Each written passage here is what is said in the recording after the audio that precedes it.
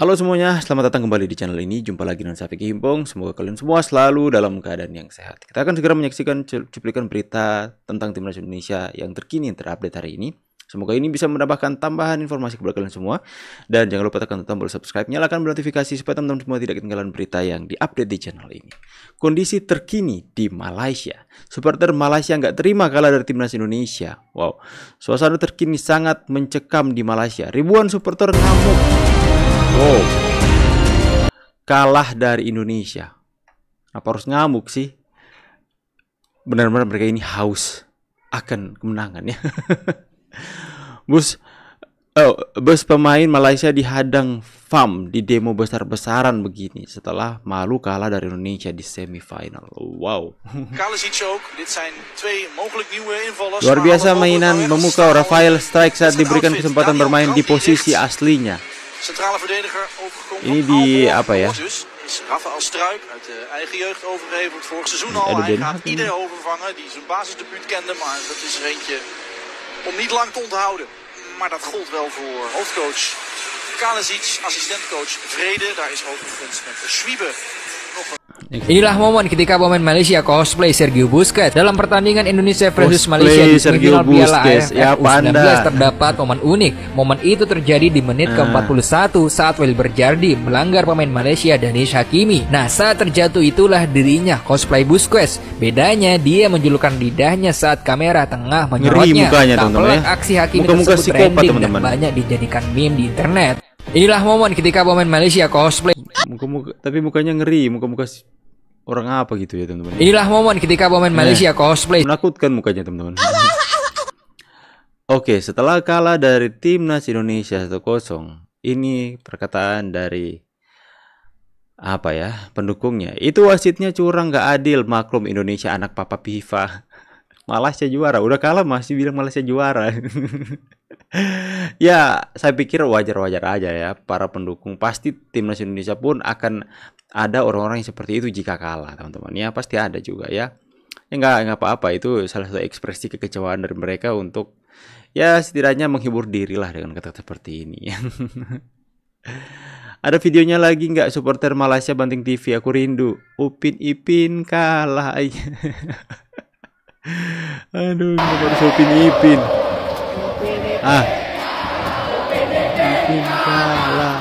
Kasihan. Aduh. Nah, harus Upin Ipin, Pak. Aduh. Macannya jadi kucing katanya. Salam sehat selalu, salam sejahtera. Nah, ini informasi A1 ini dari Bung Ropan. Dengan saya, Bung Ropan. Ya, sebulan lebih lah sedikit kita akan menghadapi putaran ketiga. Ya, pra Piala Dunia yang sudah dinantikan oleh banyak orang. Kiprah tim nasional senior kita di bawah STY, apalagi kemarin STY sudah mendapatkan golden visa, jadi saya pikir dia lebih termotivasi untuk bisa memberikan yang terbaik menangani timnas senior kita, karena memang tidak mudah. Kita berada di grup keras tentunya. Ada Jepang, Arab Saudi yang akan menjadi lawan kita pada tanggal 5 September yang akan datang. Ada Australia yang akan menjadi lawan kita juga pada tanggal 10 September yang akan datang di GBT, Gelora Bung Tomo Surabaya. Dan ada Bahrain setelah itu, dan Cina. Karena kita ketemu dengan Bahrain dan Cina pada bulan Oktober. Kita tandang dua pertandingan sebelum balik pada November menjamu Jepang.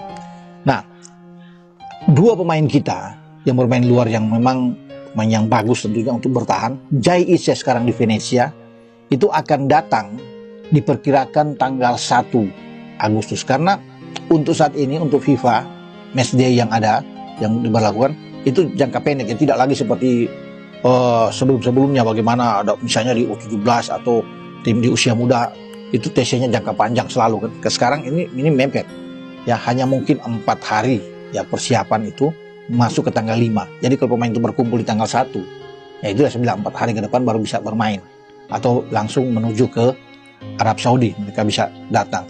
Bahkan saya pikir bisa saja Jai Ises itu langsung ke Arab Saudi, karena dia melakoni pertandingan terakhir itu melawan Torino di Stadion Pierluigi Penso.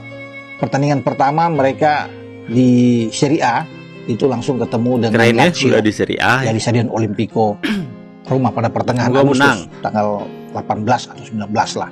Ya, kemudian nanti pada pekan ketiga pada tanggal 30 Jais Venesianya bermain di kandang mereka. Setelah itu pada tanggal 31 dia boleh berangkat. Nah, apakah dia akan ke Indonesia langsung, tiba di Indonesia berkumpul dulu, kemudian berangkat ke Jeddah pada tanggal 2 misalnya atau tanggal 3? Ya, kita tidak bisa memungkiri bahwa dua pemain ini adalah pemain yang sangat penting di lini pertahanan timnas Indonesia.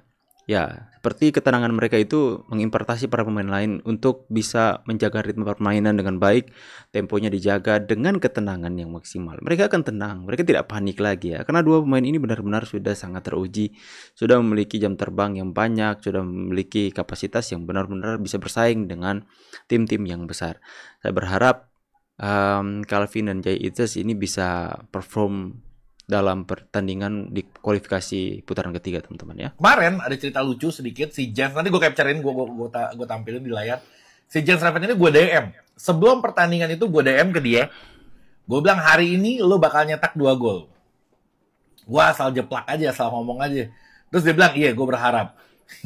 Dia masih ngeremehin tuh. Akhirnya bener pas pertandingan mulai, jebret 2 gol dari subhanallah. Di 2 gol, gue DM lagi. Gue bilang, tuh kan udah gue bilangin lo bakal nyetak 2 gol.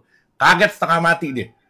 Terus banyak yang komen. Akhirnya gue capture, gue masukin ke story gue, banyak yang komen. Bang, nanti lawan Malaysia, lo DM lagi, lo bilang dia 3 gol. Jangan-jangan bisa bener lagi. Gue mau coba tapi gak deh. Udah, kita support aja. Nggak usah kita kasih beban ke dia. Kalau kemarin gue kasih motivasi aja ke dia. Supaya dia, semangat. Karena ada harapan dari kita kalau berharap dia nyetak gol gitu. Dan dia berhasil melakukan itu. Dan mainnya Jens Raven ini memang di atas rata-rata, memang bagus banget dari segi posturnya, dari segi dia lari stabil untuk dan fisiknya gila. Itu pemain-pemain kita rata-rata kecapean, dia doang yang masih sehat tuh, masih seger deh gue ngeliatnya. Ini orang memang bagus banget. Dan mudah-mudahan hari ini dimainin. Ya kakak cadangan dulu, masuk di babak kedua kayak kemarin. Nah, terbukti dia lebih bagus ketika masuk babak kedua. Dan mudah-mudahan lawan Malaysia kita bisa menang. Gue sebenarnya gak mau ngebahas tim U19, tapi gak apa-apa, gue cerita sedikit tadi. Kemarin ada cerita lucu sedikit, si Jens nanti... Ini parah nih. Itu. Julurin lidah lah kau. Kalau orang nangis itu dihibur, bukan malah diketawain. Gak lucu, udah. Kasian. Sebenarnya nggak tega, kasian juga ya. Tapi akibat kelakuan supporternya suka halu ya ginilah jadinya lawan Australia. Rebut peringkat 3 apa nggak jadi ayam geprek. Dia kayak julurin lidah. Tenang. Aduh. Masuk final, tapi pasti masih sering salah. Jangan ya Dek ya, jangan. Iya, timnas Indonesia masuk ke babak final dengan catatan yang sangat sempurna. 3 pertandingan di penyisihan dimenangkan oleh timnas Indonesia, termasuk di babak semifinal kemarin. 100% Indonesia menang. Dengan rata-rata usia lebih muda daripada Thailand dan juga nilai squad yang lebih tinggi, Indonesia memiliki chance lebih besar di babak final. Ini dia catatan pertandingan sebelum Indonesia akhirnya lolos ke babak final. 4 pertandingan, 4-4-nya dimenangkan oleh timnas Indonesia dan hanya kebobolan 2 gol. Dari ini kita bisa lihat statistik Indonesia pertahanannya sangat baik. Tapi Indonesia masih buruk dalam hal akurasi passing. Terutama di pertandingan semifinal melawan Malaysia. Hingga pertengahan babak kedua, Indonesia masih sangat-sangat sering hilang bola. Semoga aja PR ini akan diselesaikan oleh Coach Indra Safri sebelum besok Indonesia menghadapi Thailand. Ya, kita doakan aja Garuda Muda kita mendapatkan hasil optimal besok guys. Dan menjadi juara untuk kedua kalinya di AFF U19 ini. Komentarnya sikat ya, kita doakan yang terbaik agar supaya Indonesia bisa bawa pulang piala AFF U19 ya. Tapi saya sendiri ya nggak terlalu ngarap sih teman-teman ya, nggak terlalu expect tinggi karena ya AFF gitu teman-teman ya. Nggak terlalu terlalu penting juga teman-teman ya. Tapi ya setidaknya ini bisa memberikan motivasi dan berikan suatu pengalaman yang baru bagi timnas U19 kita supaya mereka semakin matang. Dan saya berharap mereka ini terus dikawal teman-teman, terus dikawal, terus dijaga pola hidup mereka, jangan sampai terlibat dengan dunia malam sehingga sinar mereka redup, tidak sampai ke senior ya. Itu rugi teman-teman ya. Negara rugi, udah capek-capek untuk membimbing mereka tapi akhirnya mereka sendiri nggak mau jaga pola hidup, dan sampai di satu momen yang ditentukan mereka diharapkan bisa lebih matang ketika sudah senior, mereka malah ya hidup nggak teratur ya. Ya kita berharap agar supaya mereka bisa sampai ke senior teman-teman ya. Oke ya, mereka sudah sangat baik agar supaya kita bisa melihat Indonesia semakin berkembang sepak bolanya. Ya kita doakan yang terbaik saja untuk di final nanti. See you on the next video guys and God bless. Bye guys.